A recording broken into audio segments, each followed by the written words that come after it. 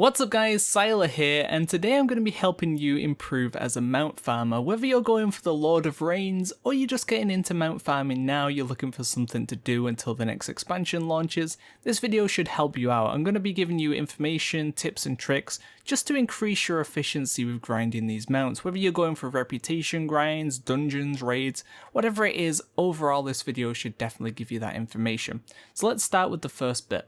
First up is a website called Simple Armory, and honestly this website is a dream for anyone looking to get into mount collecting. You just go to the website, type in your server name and your character name, and first of all you're going to get some information on your achievements, but we don't care for that. We're going to click on collectible and then mounts, and you're going to get this massive list of all of the mounts that you've collected, but more importantly the mounts that you haven't collected. You're going to have these gaps in the collection, and if you mouse over it, it'll tell you what it is you're missing, where it comes from, drop percentages, all that kind of stuff. It pulls it from Wowhead, so it's near enough accurate on most things. It also has this option to click this show planner, where it'll give you kind of a route to maximize your raids and dungeon farming, but keep in mind it is a little outdated, and some of these routes aren't perfectly optimal, but it does give you a general idea, which is really nice. So it's something to kind of take with a pinch of salt.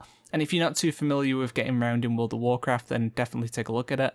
But the main thing is just being able to see where you're missing mounts. So you can kind of look through this and pick out maybe a certain expansion or a certain type of mount that you want to go and grind for. So definitely worth a while, and I would recommend bookmarking this website. Next up, we're going to be talking about maximizing your character for mount farming. Now generally with mount farming you're going to be running around these raids or dungeons, or running around these little areas doing quests or killing mobs for reputation. So the main thing is going to be speed. You want to be as quick and mobile as possible. So the first thing to consider is your current gear. Make a second set of gear and put in as many speed pieces as possible. If you take a look at your gear, you might have some pieces with this speed stat on, and that stat is going to give you bonus movement speed. So even if they're lower item level, it doesn't really matter, because this set is mainly just to run around as quickly as possible. And in these lower level dungeons and raids anyway, things die in one hit, so it doesn't really matter how much damage you're doing if it's going to die instantly anyway. Also look at your legendaries. There's quite a lot of legendaries that give mobility perks or talents, or they just have mobility just as a baseline thing on them. Swap those out, because you don't need your best in slot legendary for clearing these old raids. So swap these in for your secondary set, and then swap back to your main set for killing bosses and things if you need to. And this is just going to give you a lot more movement speed overall. Also consider consumables like Swiftness potion. Have a few stacks of those in your bag and chug those away, and you're just going to be moving faster through the dungeon and raid. Now even if you're only saving 2-3 minutes per run, that time is going to build up quite a lot. And you know, within a week of farming mounts, you've saved yourself a few hours, which is really big. Also things like Gunshoes are quite nice too. Now the unfortunate part is you can only use Gunshoes in open zone raids like the Firelands, where you can mount up, but it does give you 200% movement speed for quite a while, and it's instant. So it's just going to be nice for moving around that raid a little bit quicker. You don't need that many of them, but you know, pick up a few and it's just going to save you a bit of time there as well. You'll also want to consider the spec and talent you're running too. If you're playing a spec that isn't that mobile, but you have an off spec that is, it's probably worth swapping to that off spec just for the extra speed, because as I mentioned before, these older raids and dungeons aren't really going to require the damage, so getting through them as quickly as possible is going to be your biggest asset. So consider swapping to that, as I think it's going to be the best bet for you. Also similar story with your talents. If you have any mobility talents, swap to those, you're going to save yourself time, and you'll also want to look for some consistent AoE as well, because running through these raids and dungeons is going to be a lot more trash and mobs than there is going to be single target, so just having consistent and reliable AoE to kill off all these mobs that are chasing you is just going to save you time as well. So we talked about getting around the raids and dungeons quicker, but we haven't talked about getting between the raids and dungeons quicker, so essentially going from raid to raid as quickly as possible. And there's a lot of items in WoW that can help us achieve that. First of all, you've got your trusty Hearthstone, which you should be making use of, and you should be setting your Hearthstone to either the New Dalaran, or Pandaria is good as well, basically anywhere that has multiple portals within it, and make use of those portals to get you to where you want to be. Now I like the Pandaria just because it's quicker to get to the old Northrend, but it doesn't really matter too much. Then I'll obviously make use of your Dalaran Hearthstone too. Jaina's Locket is an item you can buy, and that's going to give you a portal to old Dalaran. You've got the item you can pick up from the guild vendor, which will teleport you to either Stormwind or Orgrimmar, depending on faction. You've got the ring as well, that's going to send you to Old Dalaran. You've got things like the challenge modes from Warlords of Draenor and Pandaria, which are going to teleport you to the various dungeons. Now, you need to have done that during the time to have it, but if you do have it, make use of it. Engineering is another great thing to have, especially for mount farming. The wormhole generators, especially the Northrend one, comes in handy a ton. You can use this, and I could teleport myself to Ulduar, and then from Ulduar I clear Ulduar, use one of my items to teleport me to Dalaran. I fly to Icecrown from Dalaran, run through Icecrown, teleport back to Dalaran, go through the Caverns of Time portal that's in Dalaran, and then I'm at Dragonsoul. So I've basically jumped around loads of zones in such a short amount of time. So making use of these items as much as possible is really, really going to save you time. So definitely think about what you've got, what you can get access to, and start using those items to zip around all the different zones. Next, I want to talk about maximizing your reputation gains. There's quite a lot of reputations and factions out there that give mounts, so it's worth making use of that rep and getting as much of it as possible. The first thing I'd recommend doing is making use of the Darkmoon Fair. Even if you go in for one of the Paragon mounts and you get those tokens that give you reputation with a certain faction, then keep hold of those tokens, wait for the Darkmoon Fair to come around, get the carousel buff, as you could just see in there what I did, get that 10%, and then start using those reputation tokens, because you're going to be gaining 10% on each one. So every 10 that you use, that's a free token essentially, which is quite a big deal. So you're going to be gaining yourself quite a lot of extra reputation, and do the same if you're going to do some kind of reputation farm. If you're going to start on a reputation farm and Darkmoon Fair starts in 3 days, just wait out the Darkmoon Fair because it's going to make things quicker. So try and plan your reputation grinds around the Darkmoon Fair, because you're just going to be saving yourself a lot of time. Also, make sure you're in a guild and you're grabbing the guild battle standards.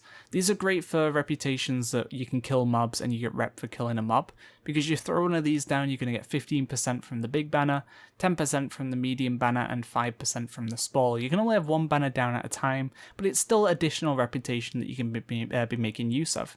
So make use of those two things and any other reputation buffs or whatever that come around, just to increase and speed up your reputation gains. Also, with the guild battle standards, you can macro them to a spell and they'll just be consistently dropping down on cooldown, so I'd recommend doing that, and I'll have a macro in the description below for you to use. So now you're all prepared to do a reputation grind or camp a mount or whatever. The next tip I'd give you is do something else. Now that sounds weird, you should still be doing the reputation grind on the mount camping or whatever it is you're going to do, but I'd recommend trying to find something else to do while you're doing this, be it listen to music or watch a stream on a second monitor, whatever it is you have access to, because these things generally don't require much attention, and if you're purely just doing this, you're probably going to get bored. So I would definitely recommend doing something else, especially if you're doing a mount camp where you only need to look up at the screen every so often. Then, watch a stream, read a book or something, just get something else done while you're doing this, because that doesn't need your full focus and attention, and it's going to make it a lot easier to bear if you're kind of multitasking it. Now there is the risk of, if you're camping a mount and someone else is there, you're not paying full attention, you might miss your mount. Keep that in mind, but for the most part, generally you're on your own, you're just kind of chilling, you're staring at your screen for 2 hours, you're probably going to get bored, so just try and have something else on the go while you're doing these kind of long and tedious grinds.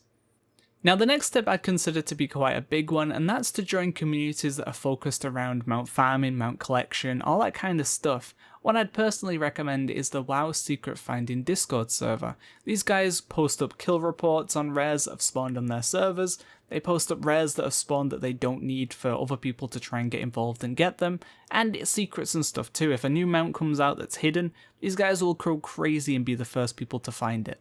So it's a great community to be a part of. And don't just join expecting things, don't join and be like, hey, who's going to help me get this mount, because people aren't going to like that. But get involved, be friendly, and if there is an opportunity for you to get a mount from someone in the community who's like, hey, I don't need this, who wants it, go ahead. But make sure you're being polite and friendly to everyone, and try and get involved as much as you can, because you're really going to profit from being in a server like this. I got the long lost hippogriff from being in the server, so I've already benefited from it, so I'm sure you can as well. The final tip is going to be make use of your alts. You might have cleared that raid on your main character, you didn't get the mount, but then you can go in on an alt that's eligible to clear it, and have another chance at getting it. So you're going to increase the chances, or at least the speed that you get that mount, by clearing the raid on alt characters. Now I would be careful, I wouldn't do every single raid and dungeon that you need to do on all of your alts, especially if you have quite a few of them, because then you're going to start facing burnout.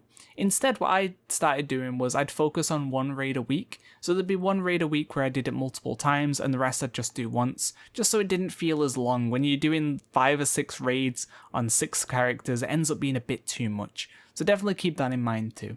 As a bit of a bonus, I wanted to talk about some add-ons that are nice to have for mount farming as well. The first one is called Rarity, and it's basically going to keep track of all these different rare mobs and stuff that you've killed that can drop a mount. So quite nice if you want to keep track of that data. Some people might find that a little bit tilting to find out they've killed a certain boss 200 times, they still don't have the mount. But yeah, it's still kind of nice to see how many times you've actually killed it. And then once you finally kill it, it's like, oh, it took me 300 attempts, but it's finally done. So it's nice to have for that. It will try and pull some past data, and once you install the add-on, it's pretty much good to go. It does have some more advanced settings that you can use, but you don't need to touch it if you don't want to. It can literally just be installed and will start tracking that data for you. The next add-on I wanted to talk about is called Auto Vendor, and as the name suggests, it's going to try and automatically vendor loot. It vendors that grey and white items you're going to get from raids, so it's quite nice. You can just walk up to a vendor, click on it, and it's going to instantly sell all that stuff for you. Now it does have some more advanced settings to sell things like under a certain level, but that's experimental and it could end up deleting or selling something you don't want it to, some item that you actually care about. So I would advise against that until they're 100% sure it's safe. But it's still quite a nice add-on that's going to save you some time running through these raids because you're going to pick up a lot of junk loot. So those are the 2 add-ons I wanted to cover, and with that the video is done. So hopefully there was some information in here that you found useful. Hopefully you're now more improved at mount farming, and look out for more videos coming soon. Thanks for watching, guys. See ya.